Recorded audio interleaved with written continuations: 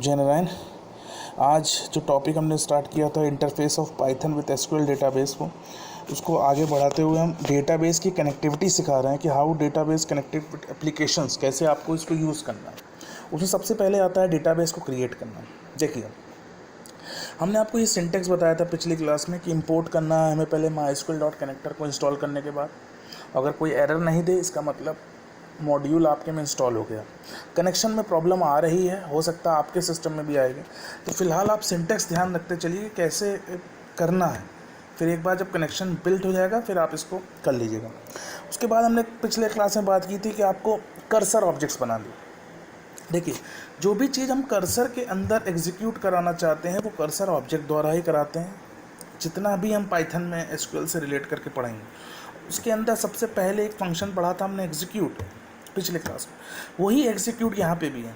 अब अगर डेटाबेस को हमको क्रिएट करना है, एसक्यूएल में तो हम लिख देते हैं क्रिएट डेटाबेस, लेकिन यहाँ पे हमको पाइथन के थ्रू करना है तो हमको कर्सर ऑब्जेक्ट करना है, उसको हम कहते हैं कर्सर ऑब्जेक्ट। तो my cursor is equal to my D dot cursor नाम का एक हमने ऑब्जेक्ट बना दिया जिसका नाम है माई कर्सर।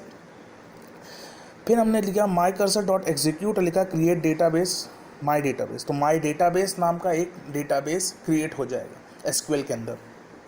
ठीक, तो how to create a database के लिए ये पूरा क्वेरी आपको ध्यान रखना पड़ेगा। देखिए, क्वेश्चंस को समझ लीजिए कैसे आता है। क्वेश्चन हो सकता है कि how to create a database with the connectivity, तो पूरा आपको ये सिंटेक्स लिखना पड़ेगा। इंपोर्ट mysql डॉट कनेक्टर, पूरा ये माई डी बी, फिर कनेक्ट होस्ट यूज़र पासवर्ड, फिर my cursor is equal to my D B dot cursor, my cursor is equal to execute create database my database. तो इस तरीके से database create होता है। नेक्स्ट चलते हैं हम creating a table. How to create a table. Database create हो गया, अब टेबल क्रिएट करना। क्रिएट टेबल स्टेटमेंट का यूज़ करेंगे, फिर कनेक्शंस को स्टार्ट करेंगे। हर बार आपको ये कनेक्शन की लाइन लिखनी है जितनी बार आप प्रोग्राम बनाएंगे। नया प्रोग्राम, अगर सेम प्रोग्राम बना रहे हो तो आप उसमें एडिट करते जाइए, कोई दिक्कत नहीं होगी। लेकिन अगर नया प्रोग्राम बना रहे हैं तो आपको बार बार ये कनेक्शन बनाना पड़ेगा उस डेटाबेस से जिस डेटाबेस में आप ये सारी चीज़ें करना चाहते हैं। ठीक, फिर हमने कर्सर ऑब्जेक्ट को बनाया।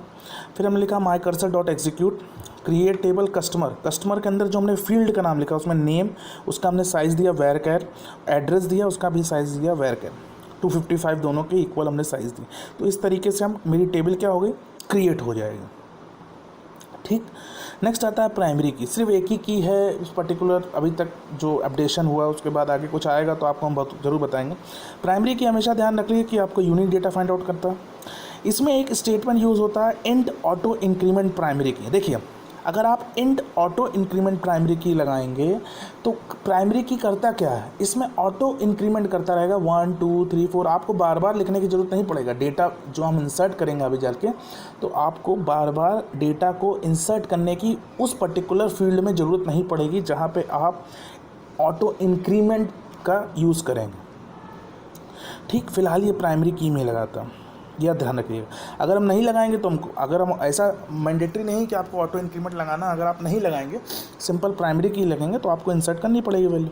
सेम प्रोसीजर उसका भी है। माई कर्सर डॉट एग्जीक्यूट, तो क्रिएट टेबल कस्टमर नाम की एक हमने टेबल बनाई, उसके अंदर आईडी लिखा, इंट ऑटो इंक्रीमेंट प्राइमरी की उसको बना दिया, नेम और एड्रेस बना दिया। ये नई टेबल हमने बनाई क्रिएट टेबल कस्टमर। इसके ऊपर कस्टमर्स में था और एक नेम, उसमें नेम और एड्रेस था। इसमें हमने क्रिएट टेबल कस्टमर्स बनाया, उसमें हमने जो अब टेबल को अपडेट किया उसमें हमने आईडी कर दिया, नेम बना दिया, एड्रेस बना दिया। आप कह सकते हैं इसको, अगर हम प्रैक्टिकल तौर पे जाएं तो ये एरर दे देगा क्योंकि इसमें हमने अपडेट टेबल करना चाहिए हमको बेसिक, लेकिन हमने नया टेबल का एक फॉर्मेट बना दिया कैसे आपको इंट ऑटो इंक्रीमेंट का यूज़ करना है। इसलिए ध्यान रखिएगा, ये जो ऊपर की टेबल है ये दूसरी टेबल है, दोनों अलग अलग समानताएँ हैं इसमें।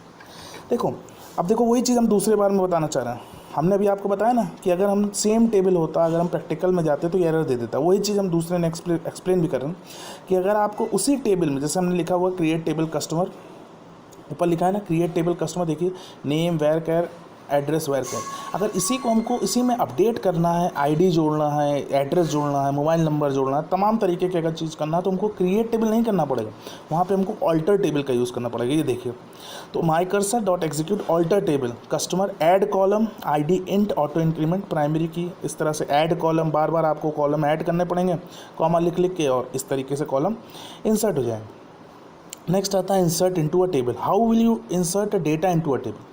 एसक्यूएल में बड़ा आसान था, डायरेक्ट हम डेटा इंसर्ट इनटू वैल्यूज़ करके कर रहे थे, लेकिन थोड़ा सा इसमें लंबा प्रोसीजर है।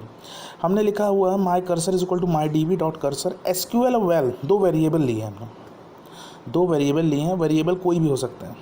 Insert into a customer name और एड्रेस, वैल्यूज़ हमने परसेंटाइल एस।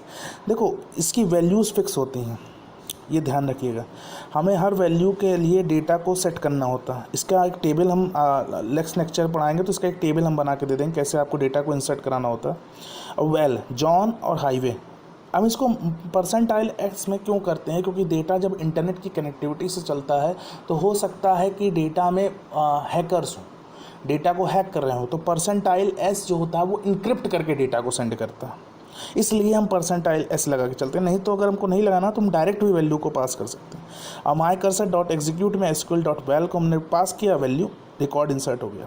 यहाँ आप एक नया सिंटेक्स देख रहे होंगे, my D B dot commit. देखो कोई भी चेंजेस, देखो हमेशा ध्यान रखना, कोई भी चेंजेस अगर हमको पर्टिकुलर टेबल में करना है, ध्यान रखिएगा, कोई भी चेंजेस अगर हमको पर्टिकुलर टेबल में करना है तो my D B dot commit को हमको लिखना होगा। जितनी बार हम चेंजेस करेंगे उतनी बार करना पड़ेगा, नहीं लिखेंगे तो चेंजेस नहीं होंगे।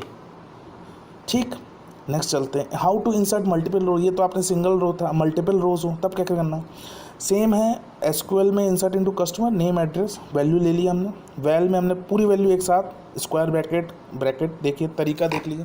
पहले हमने स्क्वायर ब्रैकेट के अंदर लिखा, फिर स्क्वायर ब्रैकेट के अंदर हमने राउंड ब्रैकेट्स का यूज़ किया, कॉमा देके हमने हर फील्ड्स के लिए वैल्यू फिल कर दिया, जैसे हमने नो एसक्यूएल में सीखा होगा अगर आपको ध्यान हो तो। फिर हमने लिखा my SQL cursor dot execute many, यहाँ एग्जीक्यूट मैनी का यूज़ होता है। देखो जब भी हमको सिंगल रो इंसर्ट करानी तो हम एग्जीक्यूट फंक्शन का यूज़ करते हैं, अगर एक से ज़्यादा रो हमको इंसर्ट कराना तो हमको एग्जीक्यूट मैनी फंक्शन का यूज़ करना। तो dot execute many SQL val को हमने किया, फिर हमने my D B dot commit लिखा। अब print my cursor dot row count, ये रो काउंट एक फंक्शन है जिसकी हेल्प से जितनी वैल्यू हमने इंसर्ट कराई, जैसे पीटर 1, आयमी 2, हैना 3, माइकल 4, सैंडी 5, तो ये रो को काउंट करेगा कितनी रो इंसर्ट हुई। ये देखिए आउटपुट में आपको दे रहा है 13 रिकॉर्ड वॉज इंसर्टेड, तो रो काउंट करता है कितनी रो को हमने इंसर्ट किया। ठीक, नेक्स्ट चलते हैं गेट इंसर्टेड आईडी। देखो इंसर्टेड आईडी जब ही मिलेगी जब हम ऑटो इंक्रीमेंट का यूज़ कर रहे होंगे, ये ध्यान रखना।